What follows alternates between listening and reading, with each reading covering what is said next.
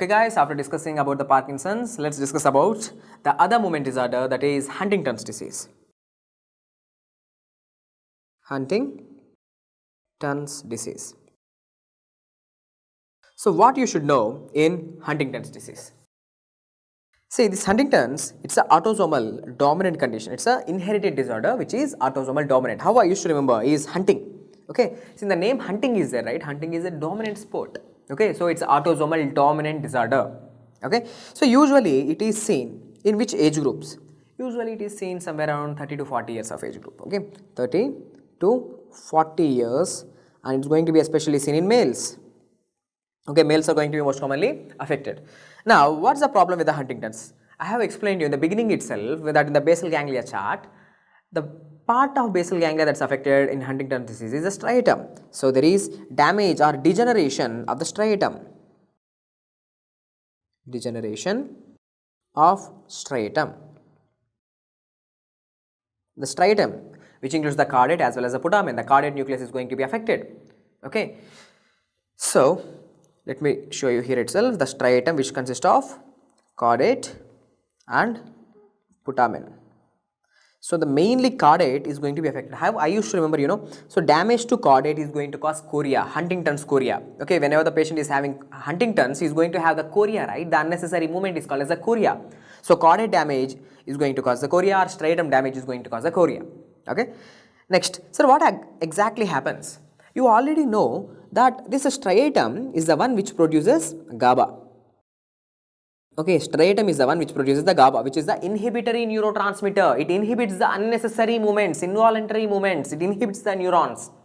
Now, these GABAergic neurons, okay, are going to be damaged. So, there is a loss of GABA neurons.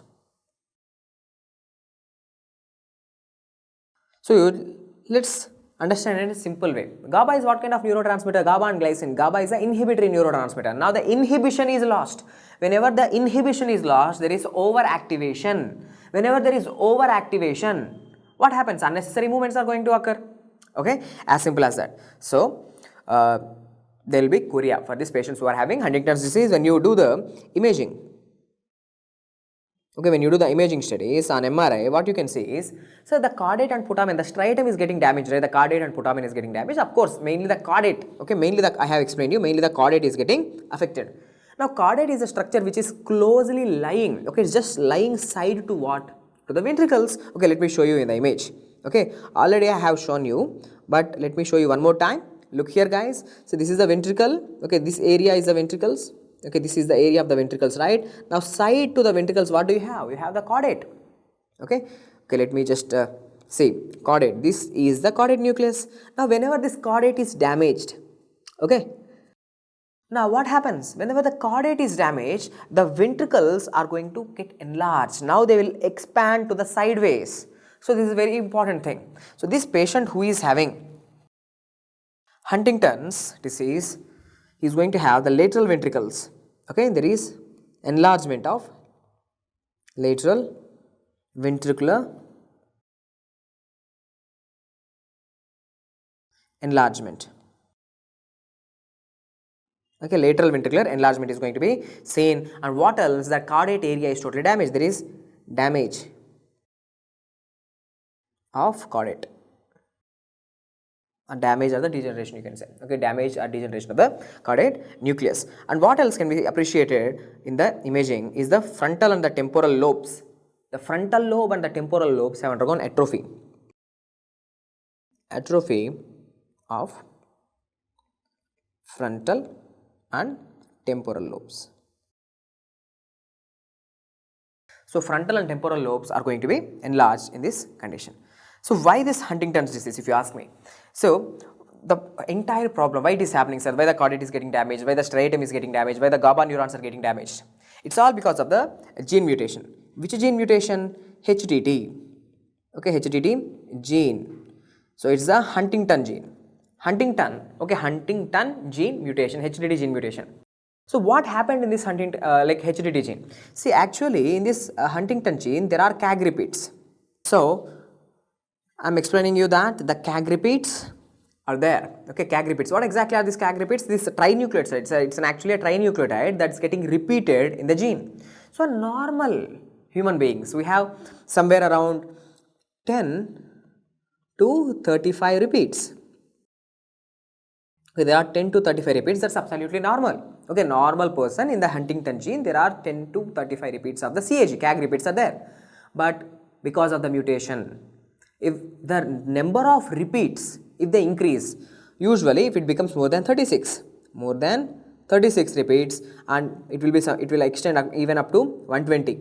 Okay, so more the number of repeats, more symptoms. Actually, what is the problem with the Huntington is it's a trinucleotide repeat disorder. This Huntington disease, it's a trinucleotide repeat disease. So what exactly is happening here? The trinucleotide repeat, which trinucleotide? It's the CAG. These CAG repeats are going to be there more than 36, up to 120 repeats will occur. So because of this, the patient is going to have, the patient is going to have Huntington's disease.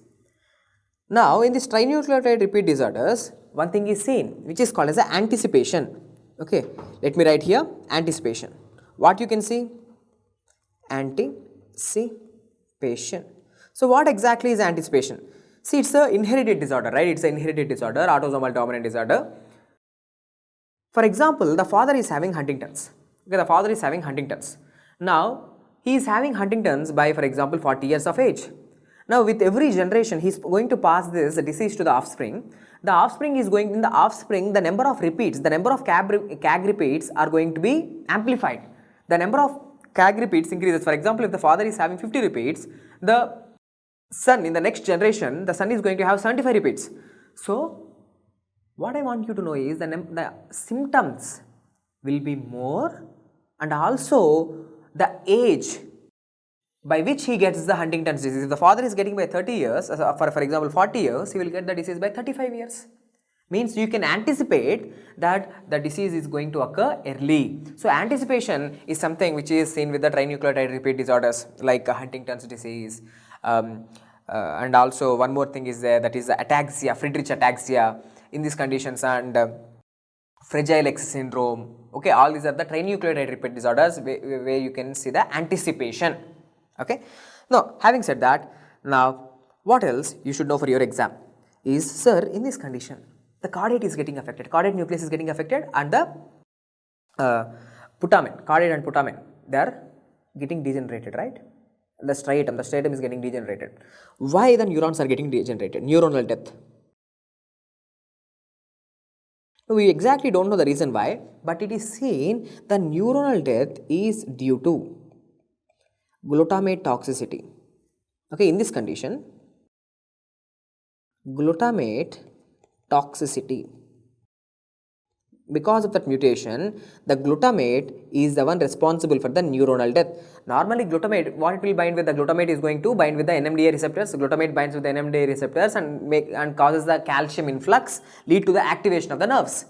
Okay, but in this condition we exactly don't know what is the pathophysiology, but in your exams what they will ask you is glutamate toxicity leading to the neuronal degeneration, caudate degeneration, striatal degeneration is seen in which condition? Huntington's disease. Okay, Huntington's disease.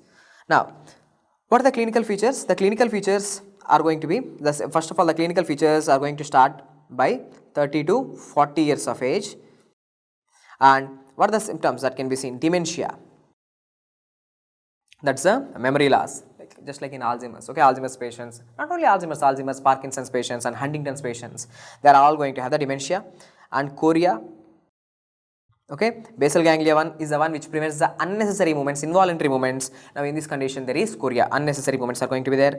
Apart from that, the two important features in these patients, the patients are going to have aggression. Is going to have aggression, too much like angry, aggression, and sometimes he is going to be depressed. So whenever you see a 30 years old guy or 40 years old guy with unnecessary movements, with aggression or a depression, you should always think the patient is having Huntington's disease. Huntington's disease. Because see, chorea is going to be seen in some other conditions also. For examples like Sydenham's chorea. Sydenham's chorea is seen with a rheumatic disease. See, rheumatic fever.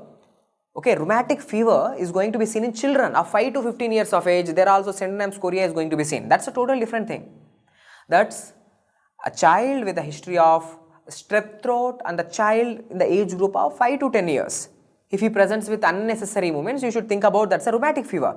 Now, our age group is 30 to 40 years of age with unnecessary movements, okay, dancing like movements, writhing like movements, okay, presents with aggression, central nervous system symptoms like aggression or depression, you should always think that this patient is having Huntington's disease, okay, Huntington's disease. Now, it's seen that in this condition, the chorea, why chorea, sir, in this condition is because it's associated with the dopamine. Now, scientists have found out that the chorea in Huntington's disease is because of which neurotransmitter? Dopamine. So, to treat this chorea, what we have to do? We have to inhibit the dopamine, or we have to inhibit the dopamine receptors, we have to decrease the dopamine levels. So, what we have to do is, to treat the chorea, the treatment of chorea is to decrease the dopamine or inhibit the dopamine receptors. So, the drug which is used is called as tetrabenazine, okay. The drug used is called as let me write here, tetrabenazine and reserpine. Now, what exactly are these drugs, tetrabenazine and reserpine? They inhibit something called as VMAT, okay, vesicular monoamine transporters, okay, vesicular monoamine transporters, VMAT.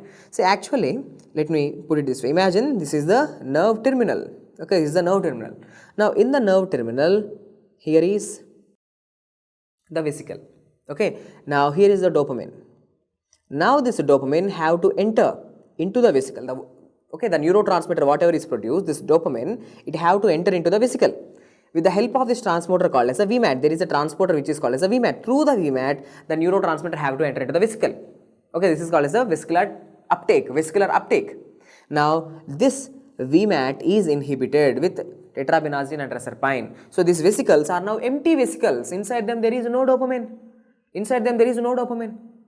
Okay, so what happens? The dopamine release is going to get decreased. Whenever the dopamine is not there, automatically the chorea component is going to be treated. So remember, if the patient is having chorea, you have to treat it by using drugs like tetrabenazine and reserpine. And also you can use other drugs like haloperidol.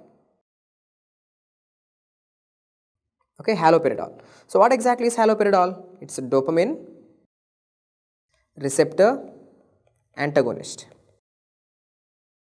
Okay, it's a dopamine receptor antagonist. So at the end of the point which I want you to know is, for the treatment of the chorea, you need to either decrease the dopamine levels. How we can decrease the dopamine levels? By vesicular uptake, by inhibiting the vesicular uptake, by using drugs like tetrabenazine and reserpine, or you have to block the dopamine receptors, that's the dopamine antagonist like haloperidol.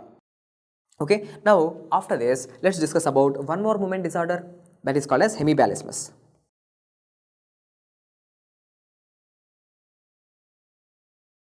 So in hemiballismus, okay, hemi means half of the body. In half of one side of the body, there is ballismus, like ballistic movements, okay, very fast movements. So why there is this hemiballismus? It's due to only one point I want you to know for your exam, damage to subthalamic nucleus.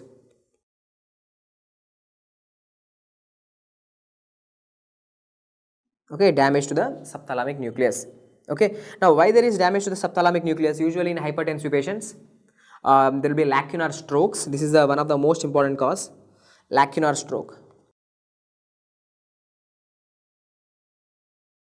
The patient is having lacunar strokes, then the subthalamic nucleus is going to be damaged. So these patients are going to have abnormal movements called as the hemiballismus. Now next disorder which I am going to discuss is called as the Wilson's disease.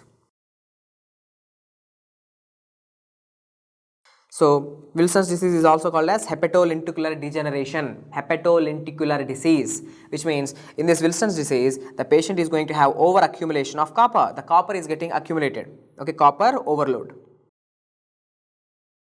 Now this copper is going to get deposited within the liver. The copper will get deposited within the liver, so it's going to cause a damage to the liver, so the patient is going to have a liver cirrhosis. So hepatic damage is going to occur, that's okay. But not only that, in the name itself it is a hepatolenticular disease. The lentiform nucleus, okay, lentiform nucleus is going to be damaged. So in Wilson's disease, which structures are getting damaged? It's a lentiform nucleus. Lentiform nucleus includes what? Lentiform nucleus includes two things, that is a putamen along with, okay, putamen is getting damaged along with globus pallidus. Okay, putamen as well as the globus pallidus are going to be affected. Okay, totally the lentiform nucleus is going to get damaged. So whenever the lentiform nucleus is getting damaged, these patients are going to have abnormal movements, just like Parkinsonism. Okay, just like Parkinson movements can be there. Not only that, these patients are going to have a special kind of tremor. These patients are going to have the tremor, sir, which is called as wing beating tremors. Wing beating tremors. If you ask these patients to lift his upper extremities and just make his upper extremities like this. Now see, imagine like in a normal healthy person, okay, in a normal healthy person I am just trying to keep it like this stable, okay, my hands are just stable like this. But in a patient who is having this hepatolenticular degeneration, if you ask the patient to have keep his hands something like this, he's going to have tremor something like this. Okay, it just looks like the wings of the birds, okay, how the wings of the birds are going to like beat. So he's going to have such kind of tremors, wing beating tremors. So whenever you hear the word wing beating tremors, always think about Wilson's disease. It's also seen in some other kind of diseases like Creutzfeldt-Jakob diseases, but mainly for your exam, the Wilson's disease is going to show the wing beating tremors. And if you look at their eyes, when you look at their eyes, the copper is going to deposit in the limbus area of the eye, okay, which are called as the KF rings.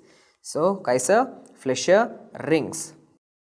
So these KF rings are going to be seen in the eyes. So here I just want to add a few more important points about the different types of abnormal movements. The first type of abnormal movement is called as a chorea. So chorea, what exactly is chorea? Chorea is random purposeless movements. Okay, Huntington disease, that chorea, random purposeless movements. Seen when Huntington's disease means damage to what? Damage to caudate nucleus striatum. Okay, caudate nucleus striatum, which are the parts of basal ganglia. So damage to basal ganglia is going to cause chorea. Okay. Now one more type of abnormal movement is called as athetosis. So what exactly is athetosis? Athetosis is slow movements. Okay, athetosis is slow, not fast, slow, writhing, not writing, writhing. You can watch these videos on the YouTube, like how the baby with chorea is going to be present, how the person with the athetosis is going to have the abnormal movements, slow writhing movements of fingers, especially in the finger region, not in the proximal musculature, with the fingers, slow writhing movements of fingers. Now athetosis can also be seen due to damage to basal ganglia. Okay, next type of abnormal movement, it's not a complete movement, it's just a twitch. Sometimes you can feel that, right? Sometimes you can feel that twitching of the muscles. That's called as a myoclonus. So myoclonus is sudden movement, sudden muscle contraction. Okay, sudden muscle contraction or jerks. Okay, jerks or twitch. Okay, twitch. So usually it is seen with the liver failure. Okay, usually seen with the renal failure or liver failure. So these are the different types of movements like chorea, athetosis and myoclonus. Now the two important points which I want you to know is regarding the chorea. I have already explained you this. Chorea can be seen in two conditions, that is the Sydenham's chorea and Huntington's chorea. Sydenham's chorea is seen in the rheumatic fever. Okay, a child who is having a history of strep throat presents with abnormal movements. Okay, poor handwriting. Okay, low grades in the school, milkmaid grip, cannot have the grip properly, darting movements of the tongue, okay, darting movements of the tongue. So that's the syndrome chorea, which is with the rheumatic fever because of the infection, group A beta hemolytic streptococcal infection. That's okay. That's rheumatic fever. Now if an adult with aggression, depression episodes presenting with abnormal movements, okay, it's a trinucleotide repeat disease, that is a Huntington's chorea, because of which repeats, CAG repeats. And one thing which you can see is the anticipation. You can know that in the offspring, the disease is going to manifest early when compared to the previous generation. In the next generation, the disease is going to manifest little earlier. So with this, I have discussed about the movement disorders which you need to know in your central nervous system pathology. Hope the video is helpful. Thank you.